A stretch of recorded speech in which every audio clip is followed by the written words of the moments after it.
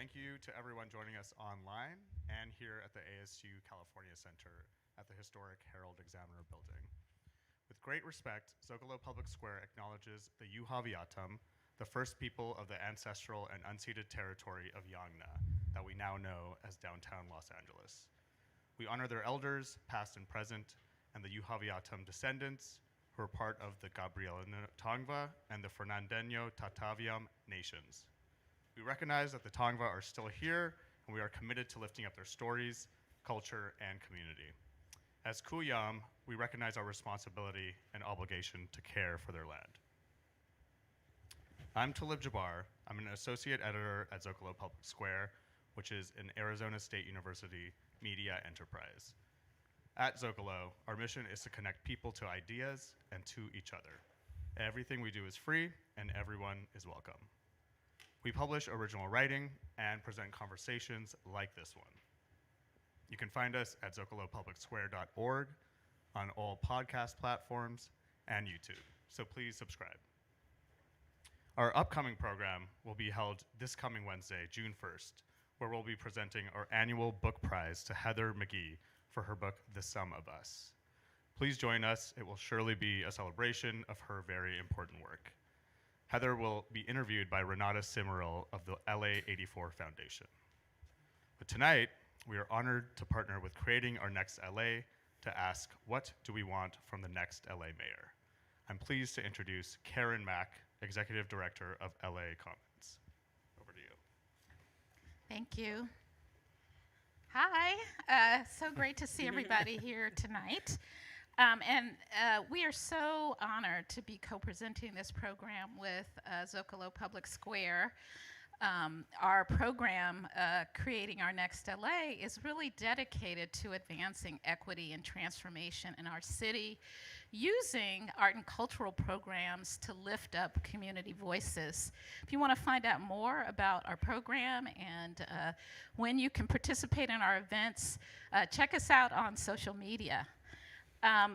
What I'm even almost more excited about is introducing our moderator, Janaya Williams, who just told me she's actually from LA, although she's been all over the country, and she's host of All Things Considered, yay, right? On KCRW, and she has worked as a reporter for WNYC and WWNO and as a producer on NPR. And she's so good, she's won lots of national journalism awards. So with her at the helm, I know we're gonna have a great discussion, and I'm gonna turn it over to you, Janaya. Thank you so much. Hi, I'm Janaya Williams. I'm the host of All Things Considered on KCRW. I'd like to welcome everyone. I'd like to welcome our online guests, people who are watching on YouTube. And here tonight, we're going to talk about what we want from the next LA mayor. And so I'm so happy to introduce our conversationalists. Dr. Ange-Marie Hancock Alfaro is a political scientist who studies issues of inequality. And she's also a leading scholar in intersectionality theory. She's the director of the USC Dornsife Center for Leadership by Women of Color, and she's the chair of the Political Science Department. The many books she's written include Solidarity Politics for Millennials, A Guide to Ending the Oppression Olympics, and Intersectionality, A History. And she also designed the business model for the Women's National Basketball Association. Dr. Ange-Marie Hancock Alfaro, welcome. Give her a round of applause. I'm also joined by Rafael de la Rosa. He is the Assistant Vice President for Government and Community Relations at California State University, Northridge. He also serves as CSUN's lead ambassador to local community groups, as well as regional, state, and national agencies and elected officials. He was previously the Director of Government Relations for the Silicon Valley Leadership Group. Rafael de la Rosa, a round of applause. And last but not least, Taylor Bazley. Taylor Bazley is the co-founder and CEO of Qween. That's a cannabis retail and social enterprise, and it's focused on community reinvestment into the LGBTQIA+ community. Taylor is a passionate advocate for LGBTQIA+ causes, and he has a background in public affairs. He recently worked with LA Councilmember Mike Bonin on major projects related to Venice, as well as managing district-wide homelessness policy, artistic funding, and cannabis regulation. Taylor Bazley. Thank you so much. So thank you, everybody. We'll be taking questions from the audience later in the program. Also, if you're watching on YouTube, you can just drop your questions right into the chat, and we'll get to those later. So with that, we are going to jump right in. Tonight, we are asking, what do we want from the next LA mayor? And we are asking that because in the past, City Hall and leaders have taken their cues from the people who are on the street, who are doing the work, who are talking to communities. And so, and they take cues from how we interact with each other, how we solve our problems, how we respond to natural disasters, how we respond to racial inequality, economic inequality. So we're here to talk about what we want to see happen with the next leadership of this city. So we can jump right in. I want to ask each of you to kind of talk about what your relationship is to LA. And I'll start. My family moved to the Santa Clarita Valley in the 90s, so LA adjacent. And when there was nothing really there, but like a Mervyn's and a supermarket. Shout out to Mervyn's and those who remember. It's much different now. A few years later, we moved down to Santa Monica. I graduated from Santa Monica High School, go Vikings. And I was a sophomore in high school when the LA unrest happened, when the LA uprising happened, to give you a sense of the timeline. I went to Cal Berkeley, and then I went to the East Coast, and I stayed there I've been there for the last 20-some years, and I just moved back to LA a few months ago. I live in South LA, outside of Leimert Park. And so I say all this to say that those things really inform what I want from the next LA mayor. Those identities, I'm a renter, I'm African American, I'm a woman. So those things really inform what I want from the next LA mayor. So I just want to get from you guys just your story and what your relationship is to LA and how that informs what you're looking for in the next mayor. Ange-Marie, do you want to start? Sure, I'm happy to start. And thank you for being an excellent moderator already. Oh, thank you for the invitation to be here. I'm really excited to be here with my fellow panelists. So I've been in the LA for 14 years. And we are actually part of a more recent migration. I won't call it a great migration necessarily, but my sister moved here in 1999, my middle sister. Then I came in 2008. Then my youngest sister came in 2012, and my mother came in 2013. So we are now fully Angelenos in some way, shape, or form. But over the course of the past 14 years, I have been working at USC as a professor, but I've lived in a whole bunch of different parts of Los Angeles. So when I first came, I lived in Koreatown, right in 4th and Normandy. Then moved out to not LA adjacent Palmdale for a couple of years. Came back to campus, lived on campus, and then in South LA, and then spent 2 years in Playa Vista most recently. So have lived, kind of in a variety of different places. Oh, I also forgot I lived not too far from the Grove for 1 year. And so again, really just the sense of Los Angeles that I've had is that it's a town of neighborhoods, absolutely. And a place where I think there are a lot of people who are committed to Los Angeles, but committed to many other things. And so one of the things I think about a lot when I think about what LA needs and how I approach it is really, what does LA as a whole city need while we are busy also trying to save the rest of the world, right? So whether it's philanthropically or voting wise, like we donate and we give a lot of money to causes that are national or international. And so it's helpful to really, for me, to think about what does LA need specifically as an entire city. Thank you for sharing that. And also thank you to Zócalo Public Square and ASU for hosting us and having us here. This is a great conversation. I was born in Ventura, California, so not too far away from here, proud 805 resident, but most of my adult life was either spent in Los Angeles. I went to UCLA for undergrad, or working for elected officials that represented the Valley. So I worked for a congressman and assembly member. And even though I lived in Washington, D.C. and Sacramento, we worked on issues from the San Fernando Valley and Los Angeles, writ large. And again, back to your point, Los Angeles is a city of neighborhoods, and they have all the same problems that every other city in America has, really. I mean, homelessness, crime, climate change, sustainability. And now I work at Cal State Northridge, and I've been there for nearly 5 years. And the Northwest San Fernando Valley is a particularly interesting place if you know the Northwest San Fernando Valley.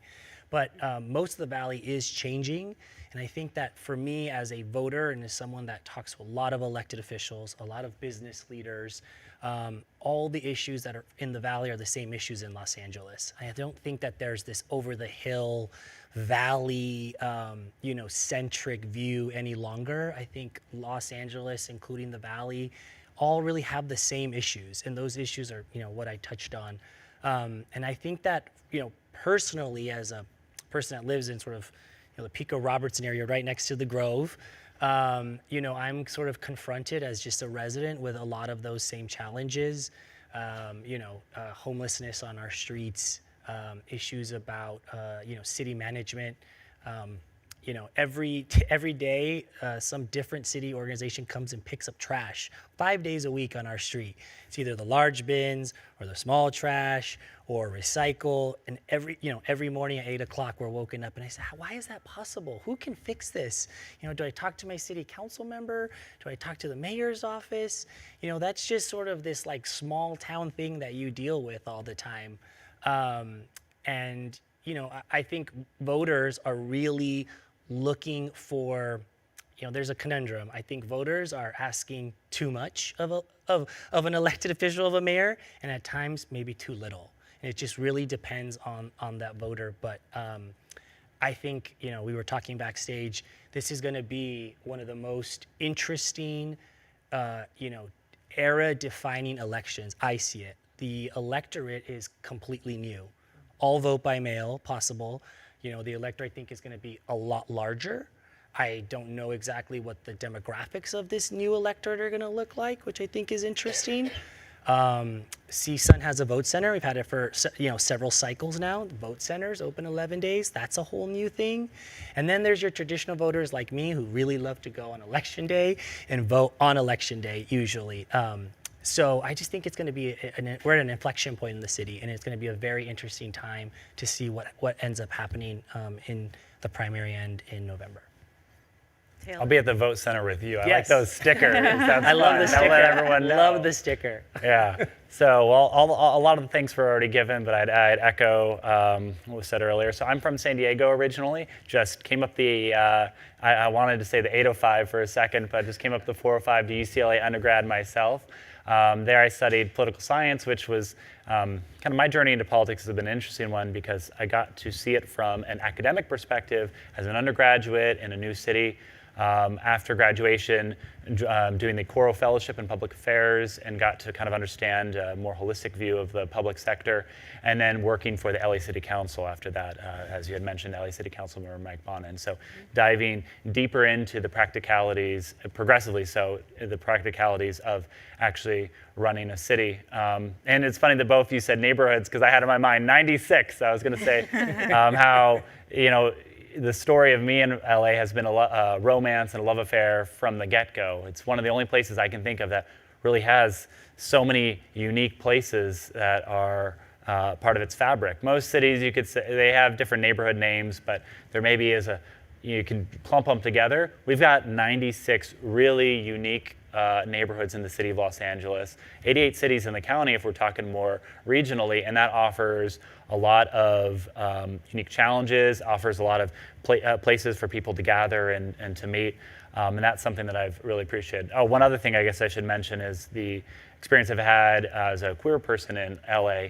That's really colored a lot of how I've seen the city, having been on EQCA's advisory board and board of Stonewall, and I'm really a three-term delegate to the California Democratic Party, really steeped in the LGBT political world of Los Angeles, and seeing kind of things from that perspective too, I think is something that has really colored my relationship with LA.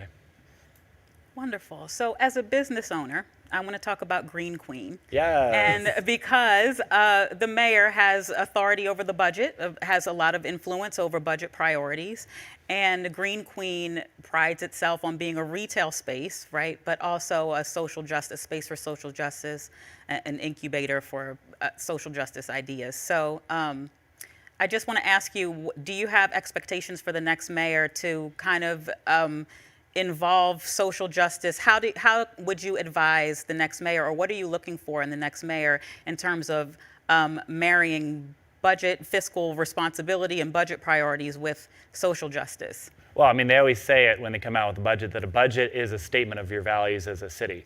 And I don't think that could be any more true in this coming budget. Obviously, the story of sweeping across the country is about, or one of the big stories is about how police funding and how crime factors in the budget. And that's going to be one of the biggest litmus tests of the budget, and the thing they're all debating over of how do we approach policing? Do we want police to really have this super involved role in all aspects of public safety and public health and mental health and all the other crises they're set to they're charged with, or do we want to pare it back a little bit? So I think absolutely the budget is going to be really kind of critical for that, and in setting that budget, it's going to really say a lot about where we really stand as a city. I think, does anybody else want to say anything about that? I think, you know, when we think about what we've heard so far in the mayoral race, we've heard a lot about homelessness, people experiencing homelessness. We've heard a lot about crime and public safety. While holding space for those issues, they're very important. They're human issues of, like, you know, making sure we're taking care of each other. Can you guys talk about, I want to ask you guys to talk to me about issues that you think are uncovered, that are being ignored. You can start, Rafael. Oh, I would say I'm a sort of transportation nerd. I would say that that's not being covered, but not covered enough, I would say. The mayor, he or she, will have an incredible sway over transportation in Los Angeles. Measure M from 2016 is going to transform the city. There's dozens and dozens of transportation projects all over that are taking place, and there is this timeline to get many of them done before the Olympics, 2028. That's just 6 years away, which is tomorrow, really. So, the mayor appoints, has seats on the Metro board, sits on the Metro board, and Measure M is, I think, $120 billion over 4 decades, if not in perpetuity, the half-cent sales tax. We're very focused at CSUN on a North San Fernando Valley BRT project that is very, it's been a labor of love, shall we say, over the last several years. But that really goes back to the issue of equity. Transportation is an issue of equity. We have 40,000 students at CSUN. Many of them first generation, many of them, Pell Grant recipients, and they have to drive or take a bus for several hours. If everybody in the city is paying this half-cent sales tax, then everybody should benefit from these transportation projects. And the mayor really, really is going to have to be focused on transportation. And I'll just say one other thing. The Sepulveda Transit Corridor project, it's going to be the largest infrastructure project in America when it really is finalized. Is it going to be a monorail? Is it going to be underground? It's going to employ tens of thousands of people at a tremendous cost of billions of dollars, and it's going to take, many, many, many years to do it. A mayor will have to shepherd that process along. It's going to be like building the Hoover Dam over the 405. It's going to be an extensive project. I would say some candidates have been, talking about that, and others really haven't expressed a very clear view on transportation priorities. So I would say personally that is something that I think should be a little, highlighted a little bit more in this mayor's race, certainly. Yeah, and we were talking about this backstage, and I want to pick up on, the point of the Olympics. I think that's another piece that has not been talked about in great detail. Excuse me, and one of the things that the city of Los Angeles is already set to do, because we are at USC are working with them, is a project around racial equity, and working with each of the neighborhood councils who are willing and interested. We're not going to force them, but if you're in a neighborhood council and you're interested in moving the needle, of course, yesterday was the 2-year anniversary of George Floyd, and it can feel after Buffalo like, we're so different from Minnesota, we're so different from Buffalo, right? But there are still, from an infrastructure perspective, some very real racial equity issues, right? Whether it comes to education, whether it comes to housing, whether it comes to transit and transportation access, public safety, housing. And so one of the things that I would like to see, the mayoral candidates really address is how would they approach that so that when the TV cameras arrive in 2028, we're not just sweeping it under the rug like we did at the Super Bowl, for example, in the city to the south, right? That we're actually making a difference so that when the TV cameras come,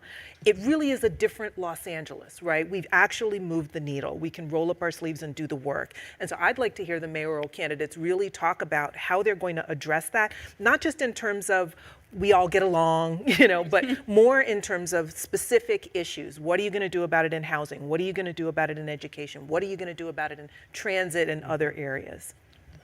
Although something I'd add to that, all those issues I do hear a lot about, and not to say that maybe they're not talked about as much as they should or could be, but the issues that I think are the most silent are the ones that don't have a community stakeholder group that really cares about them a ton. There's a lot of transportation activists, there's a lot of people around housing, the Olympics are a really high press issue, but we're not talking as much about how the average age of a water pipe in the city of LA is something like 85 years or in that neighborhood. There are a lot of hidden issues like that, and actually that's one issue that I think our political structure biases against is it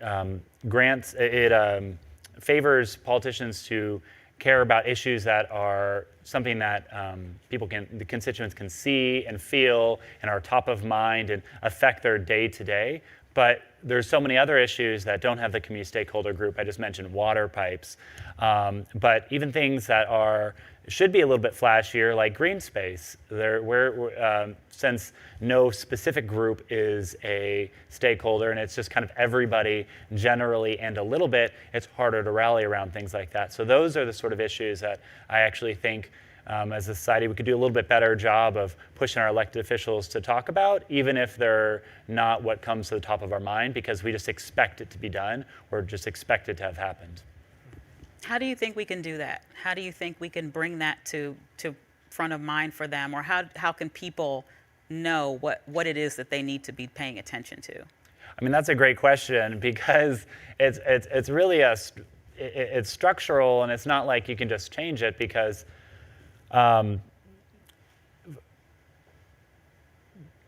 folks don't, if I was just going to try to come up with an answer, it would be half.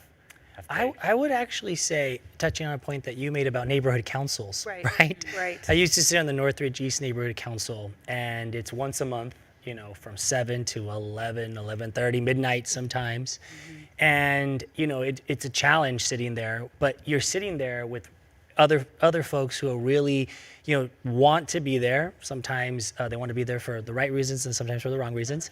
But you certainly hear issues that are happening in the community there. And I mean, sometimes there's, as many people as here in this room, and sometimes there's, twice as many people, 3 times as many people, depending on the issue. But I found that that's when I would hear some of these issues. And yes, they would bring up issues about water pipes being so old. I remember at UCLA, we had that huge leak some years ago. Issues like signage, right? Electronic signage or billboards, or whether a certain business should be allowed to have a beer license. The Chipotle on the corner, of Reseda should have a beer license. And I mean, these things would take hours at times, but I did find that you would learn about certain issues that I did not know about. Insects and rotting in trees, and issues about problems at the neighborhood park. And I would say, if you really do want to know what's sort of happening in your community at the community level,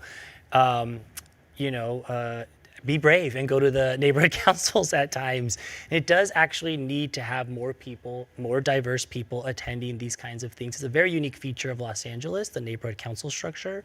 So I do encourage people, if you want to kind of know what's happening in your neighborhood, take a stake in it and go to some of these neighborhood councils and participate. You may learn a thing or two. I've got a question from online. Do you think switching to a strong mayor system of local government would empower the mayor to get more things done and help LA's voters to hold the mayor accountable? Ooh, that's wants to take that yeah. I'll start, and Okay. then would love to hear you all's opinion about it. So for those of you who don't know, we do have a comparatively weak mayor system in our city, which means that the mayor doesn't have a ton of power relative to the city council and relative to other aspects. And certainly our relationship with the county is very fraught, right? So I think that's one place where, again, having a strong mayoral system would probably give someone more leverage with the county supervisors. And again, when you're talking about issues like homelessness and you're talking about issues like you were just mentioning transportation, right? We've just had that dust up with Alex Villanueva, the county sheriff, who's threatening, we're not going to protect anybody on any metro system if you don't give us the whole contract, right? Like those kinds of things, I think a stronger mayor could absolutely say, not on our watch, right? We will now turn to another form of, protection, for example, on transit. And other cities have, like there's literally an MTA police force in New York City, for example, right? That's separate from NYPD, and so again, related to, but separate from, as a different force. And so there are different models that I think a mayor could try around some of these issues that we care about if there was, a little bit more investment of power in the mayor. That said, I do think that's always a risk because again, part of why you have a city council is a city council, especially in our format, is elected regionally. And if you have so many different neighborhoods, it's very easy to have one person from one part of LA, kind of focus on the things that come up in that part of LA and not think about South LA or not think about the Valley or not think about East LA and the ways in which these things play out very differently, across different parts of our city. It's hard to follow up that. That was a very great answer to my professor to the right. Wow. Yeah, I was like, I'm back in class right now. Got geek written all over I just me. have the All right, doctor. I just have the undergrad for political Everyone's science from nervous. UCLA. So it's hard to follow that up. I work very closely with city council members as well. And since, CSUN, Cal State Northridge, is in the San Fernando Valley, I was having a conversation with a former elected official, and we were talking about how the power, the power structure really does come, a lot does come from the Valley. And if you sort of think about it, we have, more representation, more city council members that represent the Valley. 1/3 of all voters come from the Valley. For the first time ever, our senator from the state, was born in Pacoima. That sentence in and of itself is historical and wild to just say. We have a senator from Pacoima, Alex Padilla. The city council president, Nuri Martinez, is from, the San Fernando Valley.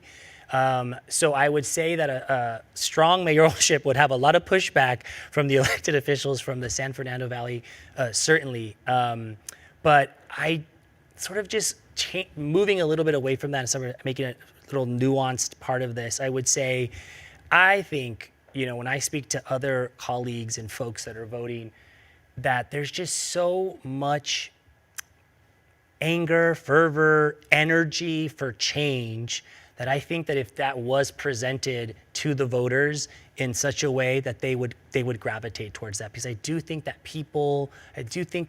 your average voter is fed up, angry, energized, for so many reasons. I'd be remiss if I didn't bring up the shooting in Texas. I'd be remiss if we didn't bring up, the Supreme Court decision on Roe v. Wade, gas prices, inflation, crime, however, whatever your take is on, law and order at this point, whether it's, if it's worse than it's been at different times or it's being exaggerated or it is, or homelessness. I do think that voters are energized, and with the changes in the electorate that we're going to see, it's going to be an election for the era, for the decade, certainly.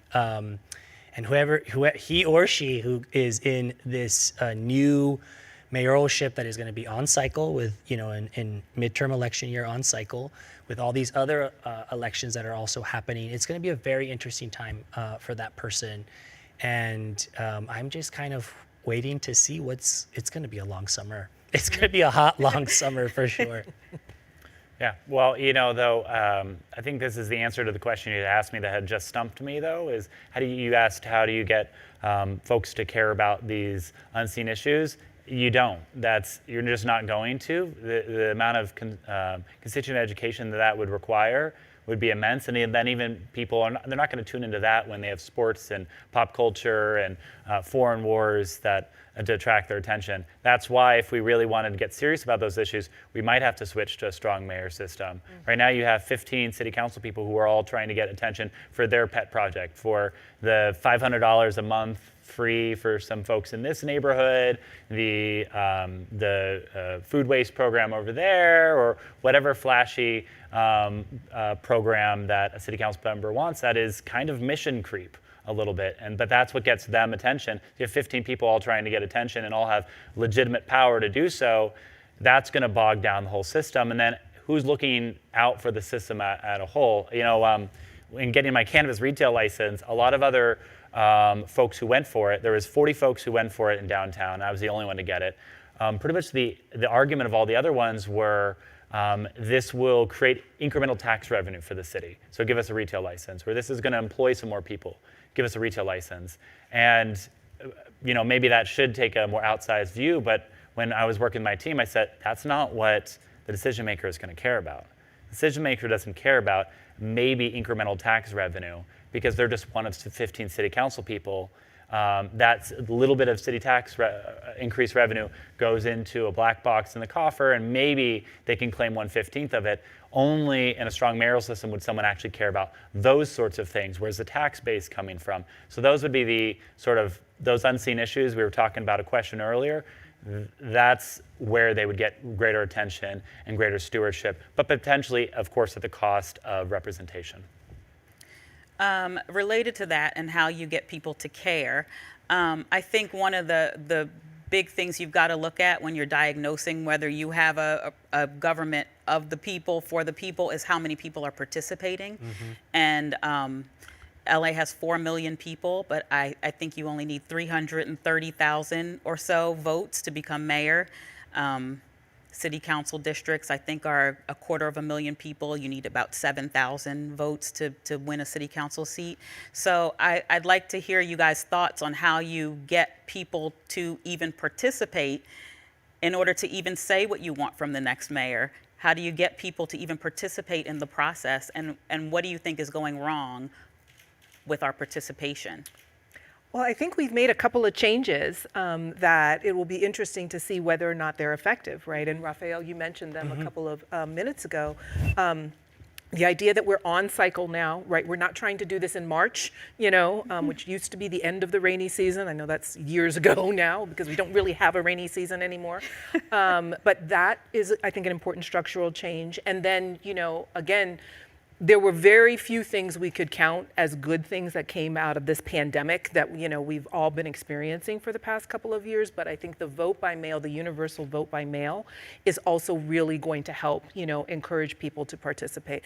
I think the one thing we need to be attentive to that again happens at the national level as well as the state level as well as the local level, and we've started to see it if you turn on your television, is that even though negative ads are very effective in changing people's opinions about people, so a hit ad can be very effective in changing what you think about a candidate, it actually depresses turnout in lots of contexts. And so I think, again, without trying to say we're going to become grand censors on free speech, I think we need to really think about how do we either have some balance or how do we make sure that, those ads aren't having that impact where people just kind of tune out, especially after frankly, I would not just say the pandemic, the past 5 years, right? So from basically 2017, January 20th, 2017 forward, we've all just been inundated with so many negative things going on in the world. It's really going to be important for us to think about at the city level, what does it look like to make sure that candidates have equal access to really talk about who they are and what their qualifications are, and not be kind of slammed on one side or the other. Right. Just echoing that point, totally echoing that point. It's the changes that were made to the voting, sort of voting structure with 3 political scientists here on this stage. It's going to, I think we're all going to be very interested to see what happens. But 11-day vote centers, that all across the city that you can vote at any one of them. I mean, that's kind of unimaginable even 20 years ago, even 10 years ago. Where we have a vote center at CSUN. We've had a vote center for the last several years. We started in the pandemic. We did it in March of 2020, and we had hundreds of students participate there, because you really do want to have youth participating, right? We also at one point were the 8th most used vote center out of hundreds of vote centers across the county. We had 5,100 people physically come through our vote center, and we've always had an 11-day vote center on our campus. So, that's a huge technological change. If you go vote in a vote center, you have these new shiny vote machines that looks like out of Star Wars or something, with like 18 different languages. It knows who you are. It's unbelievable, really. And I think that has really driven participation for your average voter. With the vote by mail, that's also huge too. We're going to really see how that affects participation. I will also sort of touch on the point that you said about negative ads in ads. I had someone tell me the other day, I won't say which candidate, but they're running, this candidate is running ad after ad after ad after ad, and every single commercial break, I'll be watching Hulu, and there's commercial breaks in it, and it's the same ad over and over and over and over again. I wonder who this is. I'm not going to say who, but this person told me, this person said, I'm not voting for that person. And I said, why? Why would you say that? Because I see that commercial over and over and over again, and I'm just so turned off by that. And I said, that's pretty wild to hear, because that's the complete opposite of what that candidate wants, from your voter. And I wonder how many other people are out there. I get a tremendous amount of mail, and I collect all of it, because me and my colleagues go through it, because I love to look at a mail piece. Having worked for elected officials, I'm sure you agree. It's a lot of fun. You can just tell sort of you can play a bingo game with it. Oh, it's this, it's this, it's this. Like, it hits all these certain marks on it. And by the end of an election cycle, we just have this pile of mail. And it's always interesting to see negative mail and where it's coming from. Is a PAC paying for it? Is the candidate paying for it? How negative are they going to go on somebody? And sometimes that really backfires. It sort of backfires. You're trying to drive up your opponent's negatives, and then you end up sort of highlighting some of their endorsements. So it's always really interesting to see that. And so I would just sort of echo some of those comments as well. Taylor? Well, the only thing I'd add is, I remember my political science undergraduate class, we'd ask, why would anyone vote?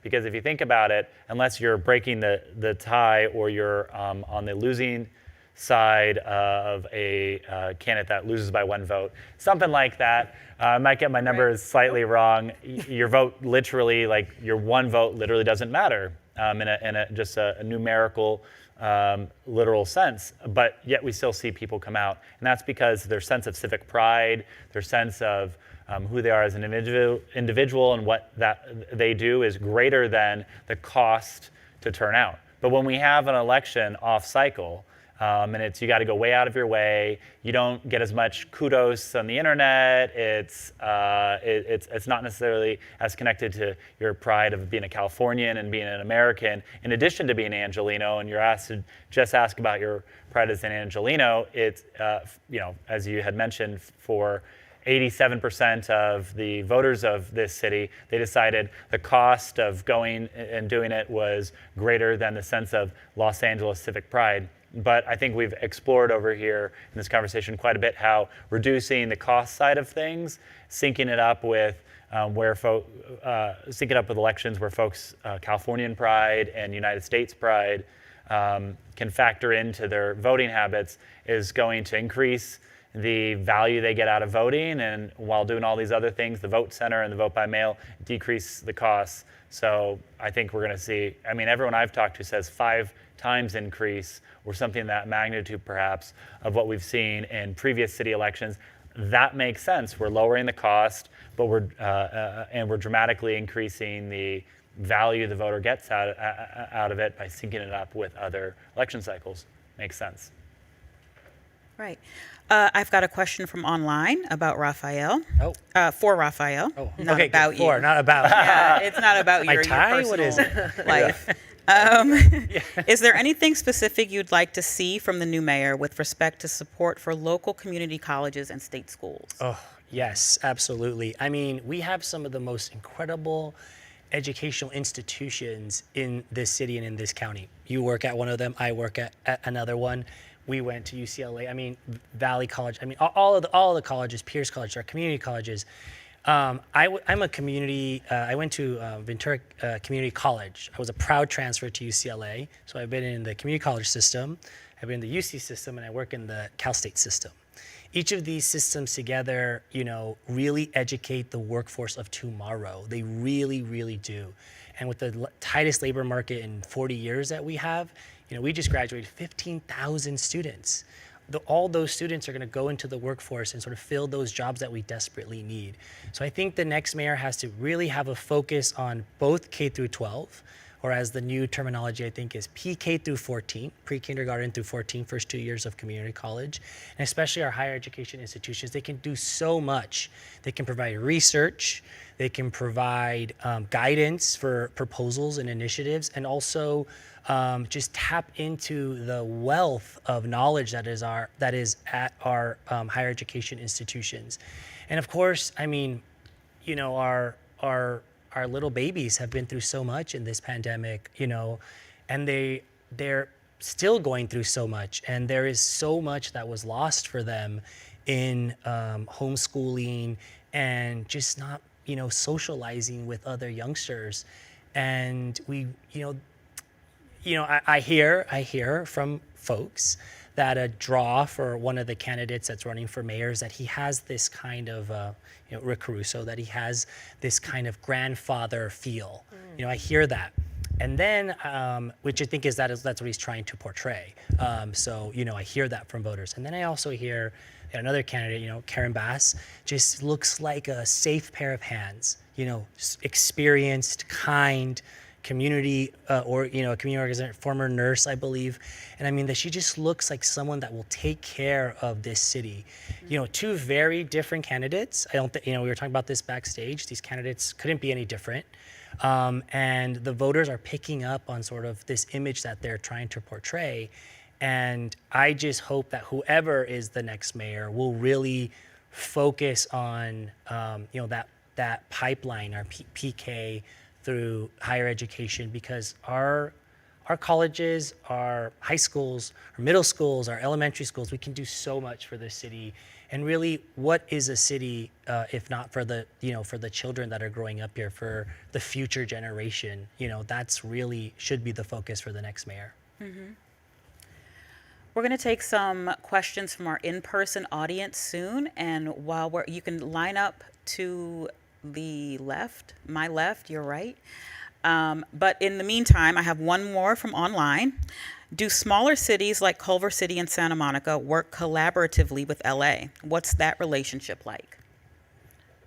Who wants to take that? Well, I know Culver City does. Or there's with the West Side Regional Alliance Council or something. I'm getting the words in the acronym a little bit off, and it's not always as collaborative. And I used to manage Venice for the city council, sharing a board with Santa Monica, and there can be this thought of a bit of a zero-sum game where, especially around homelessness, if we're going to be honest, where if they're on our side, they're not on that side, or if they're on that side, they're not on this side. There could definitely be more collaboration, or I know since so many of them are customers of LADWP and the issues they have with water coming in and out of it, it's not as rosy as it could be, and there's probably more room for collaboration, but that's just my experience with it. I mean, I would say I think that what I see just sort of in my experience with my fellow millennials. Housing is such an issue in this city and in our county. And the interplay between LA City and the various cities that are adjacent to it, Santa Monica, Culver City, like you said. I think that certainly is one of the big issues, is housing. And I think although these are different cities and the mayor doesn't have jurisdiction over them, working with the mayors of those cities and the city councils from those cities to address the issue of affordability and of housing and growth and density, all of these things that we need. At some we are at this kind of breaking point. I really feel like, I think everybody would say that, right? I'm not saying something sort of out of school, but I think that, housing is just going to be such a huge issue for my generation and the folks just a little bit older than me and certainly younger than me. And if this mayor could do one thing, I think would to be really, also really lean in on housing and create a coalition of the willing to address that issue, to address it thoughtfully. We can both have our communities of interest and our single-family home communities, and we can also have our transit-oriented communities and build next to, the expo line and various transportation lines that we have. And I do think that the business leaders and the community members and, neighborhood council presidents and community organizers there is space there for that. There really is. I think everybody recognizes that. And of course, the issue of housing is intimately and inextricably tied with the issue of homelessness. You can't have one without the other. And I do think that the next mayor really has to lean in hard on that. Yeah, and I think I would only add, I think one of the real challenges when we think about transit-oriented housing and the ways in which, our transportation system has kind of been evolving, as you were talking about a few minutes ago, is that, again, with the LA mayor having that control over so many seats on the Metro board, right? I think leveraging those kinds of things to make sure that we're also talking about making sure that people are not displaced, right? Because I think whether you're talking about the Crenshaw line, whether you're talking about the Expo line, those are kind of both around where I used to live, around USC, very much there is this real concern, right, that people who have spent long time, decades, right, generations in these neighborhoods, right, now can no longer afford to stay there because rents are going up, because transit-oriented housing not only comes in at market rate for the most part, right, but also ends up, right, raising rents around it. And there's a corner of Expo and Vermont, Expo and Vermont, where I literally saw that happen, right, with the eviction of folks in order to build this wonderful kind of mixed use housing and also healthcare. St. John's has a healthcare facility on the bottom, then led to right next door 40 families losing their leases, right? And then that getting bought out and built up, and now it's for my students, right? So I'm in this catch-22. I want my students to have some place to live, but also there are 40 families who got displaced, all because of this, this is a place where I can make a buck. Right. So I think the LA mayor has to really have a comprehensive plan and coalition building, and then also access to the funding. Who's going to be able to get some of that $98 billion that Gavin Newsom is holding on to get invested in affordable housing building in Los Angeles? Absolutely. Let's hear some All right. questions. Can you guys hear me? Yeah? Okay. My first question would be, how can we hold the mayor accountable for what they promised to the people? Who wants to start? Taylor? Election We happens haven't every heard 4 from you years. in a while. I don't know. I've got so many opinions about what they're saying. I was like, education, that's mission creep. Housing, I was like, if we had a strong mayor system, that's we wouldn't be making decisions so much based on this block and that block and this one family and that one family. And the median housing price might be a little bit better as a result if we weren't making those localized decisions.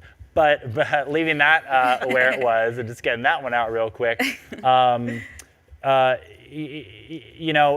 Someone once told me that an elected official told me that if you fulfill every campaign promise that you had, and I've had lots of elected officials brag to me about that, you're probably not dreaming big enough. That the size of your goals probably aren't big enough. This isn't the sort of thing where with legislators, you promise to vote a certain way and it's easy enough to do that maybe.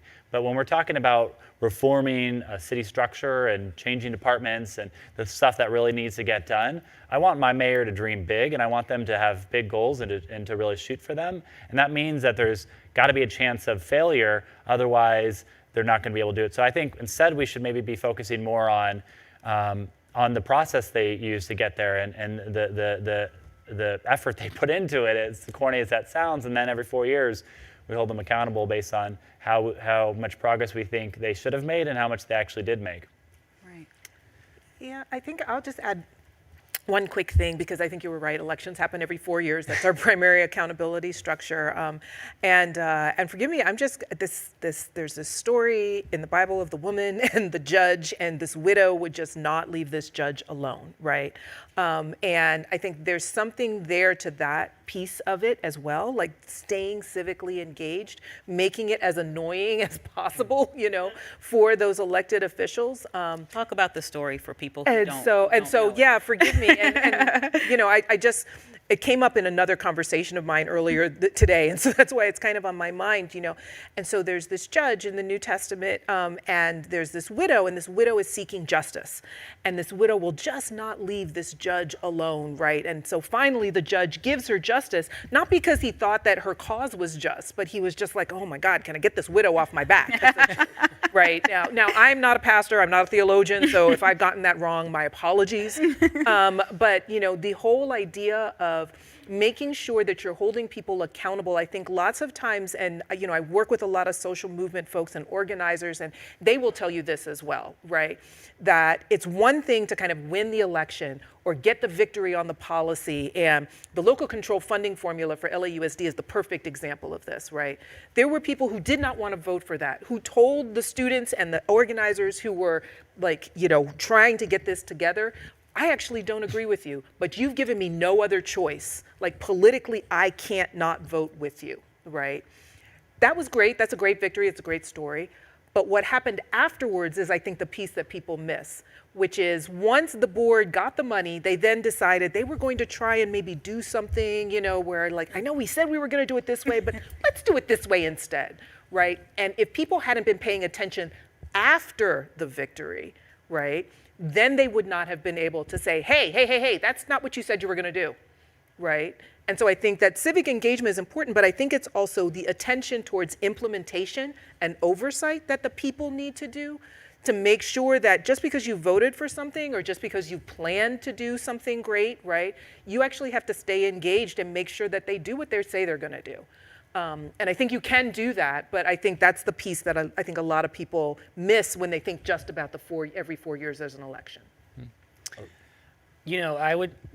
Great points for my fellow panelists here. I would say, elections are one thing and governing is completely something else, right? On the governing side, accountability really is everything, right? Because that is where the rubber meets the road. And I would say that there's some interesting tools that we have, I think, as citizens. Number one, I would say support institutions, support your local paper, support the paper of our city, local papers, and support institutions to hold elected officials accountable. So many of the stories that were broken about the LA City Council were broken by the LA Times, and were broken by local reporters doing what local reporters do, getting their hands dirty, talking to people, working their sources. And that's why so much of the corruption that came out of the city council was known. So there's that. So let's definitely support our local institutions and support our local papers and reporters. I would also say that social media, for all of its ills, which I do, that's another panel for another day, But I read a lot of Twitter, and I learn a lot on Twitter. Some things don't turn out to be true. You have to figure out what actually is true. But I do learn a lot about elections and candidates and initiatives and ballots and things from social media. And it is a very quick way to spread information about something that is happening, to find a place to go. And then on my third part, to be civically engaged. You do have to confront in a respectful, civil way your elected officials. Go to City Hall. You get 2 minutes, say your 2 minutes and give your piece. If you want to see one of these candidates, find where they will be and, try to ask them a question. I mean, that doesn't always work, of course. They're very protected at certain times, but running for this job means that you have to be in front of the people. That's the whole point of it. It's your First Amendment, petitioning your government, right? You have a right to petition your government, and your government has to hear you. And then if that doesn't work, 4 years from now, we will have an opportunity to make a change. And 2 years from now, there will be somewhat of a referendum on that. And that's why elections happen. That's why we created this government in this way, to hold elected officials accountable. So I would say use these tools to kind of, to try to get to hold elected officials accountable, because that really is everything, right? Accountability in elected office is how we separate, change from not change. Although the groups that are best able to hold the elected officials accountable are the ones that are organized around the more high-profile issues I mentioned. And we're almost presuming in this conversation that an elected official says one thing and then tries to make a decision that's counter to that. And that's not often what happens exactly.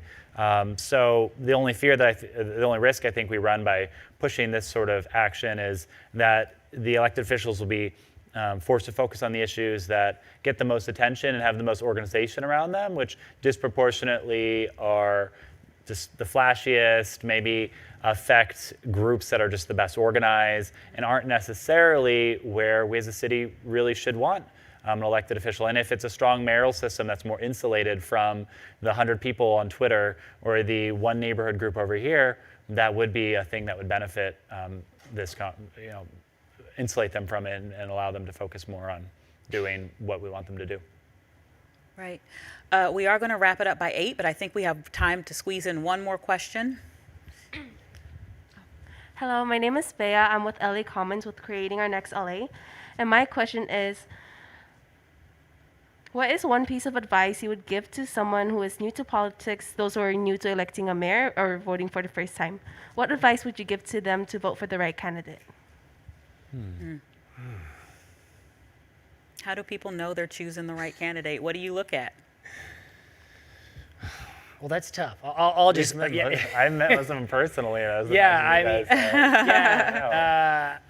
I'm very fortunate in that I've worked for elected officials before, much like yourself, and I work with them, day in and day out. And I'm part of a lot of business and trade associations and civic organizations. And so I hear, I'm just privy to a lot of information that comes at me about candidates. But that's a really great question. How do you determine which candidate you want to vote for? I would say, back to your point about values, a budget is your values. I'd say you have to decide for yourself which candidate represents your particular values. And I don't think that there is a wrong answer in that. I don't think that there is a, even if you vote for someone that isn't going to win, if they represent your values and they speak to you, and you're young adults, and I think the issue of the future. I think every election is always about the future. I mean, the good ones, right? The good ones are always about the future, not about the past, and they're always hopeful, not negative. I mean, I think that's what that traditionally is what turns out to be monumental occasions in American history, when we think about tomorrow and think about that future, and when we're thinking about the young children of America and thinking about, well, what are we going to leave them? What are we doing for them?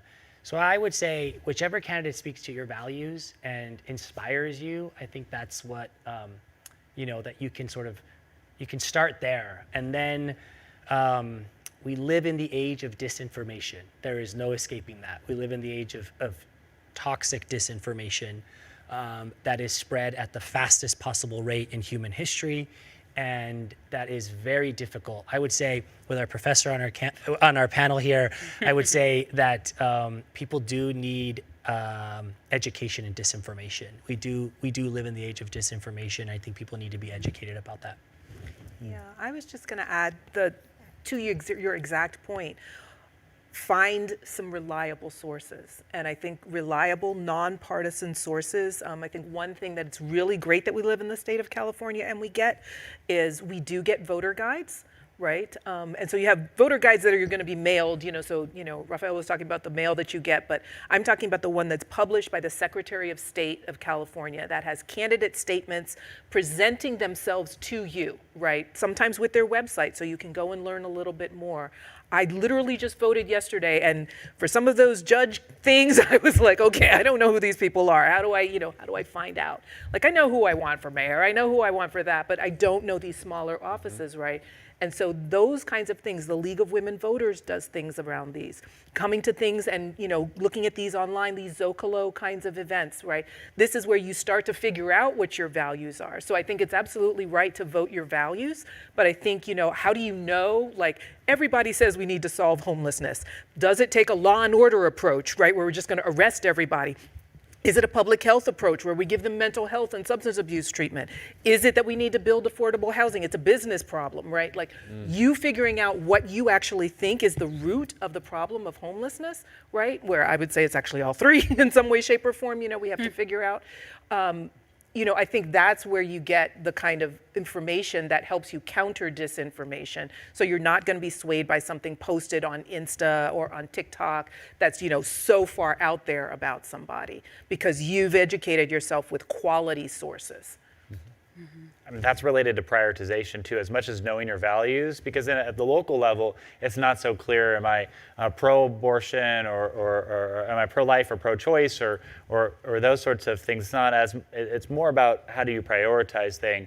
Everyone will say affordable housing is good, everyone will say green space is good, and vehicle deaths are bad, and homelessness should be solved. But what do you prioritize in all of that? Because as we were talking about earlier, the budget is the ultimate test of how you prioritize things and how that syncs up with your values.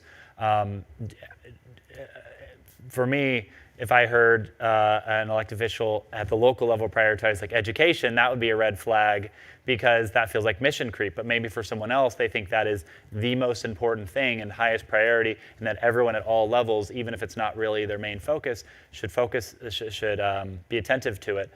So I think understanding the values and your priorities is probably a combination that's winning. Do Great. one more question right over One here. more question. That's okay. What effect, if any, do you think that the mayor should have on the foster care system, which seems to be a really ignored system in LA? I mean, and foster youth, when they age out at 18, they have no resources, no money. Most of them have been in 7 or 8 foster homes, have been badly abused, have terrible histories, no personal structure, and 80% of them wind up homeless or trafficked, which is just unconscionable. And it seems like that's one area that nobody's talking about, and none of the mayors the candidates are mentioning. So what effect would a mayor have on the social welfare system for foster youth?